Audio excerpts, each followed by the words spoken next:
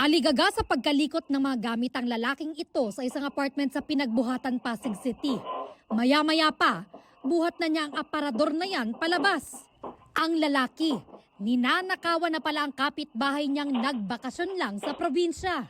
Pagbalik nila, after ng 3 days na bakasyon nila, doon nila na-discover yung gamit na nawawala. Nung nag-follow po tayo, na-identify po natin yung suspect na isa rin palang kapitbahay nila. Ayon sa pulisya, pati amplifier at flat screen TV, tinangay.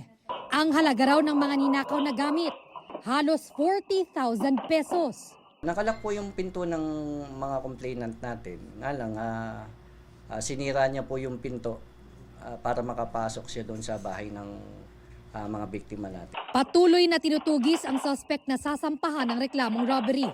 Sinusubukan pa naming makuhanan ng pahayag ang tinakawan. Paalala naman ng pulisya, Hanggat maaari, ihabili natin yung bahay natin kung lalayo tayo o aalis tayo ng matagal.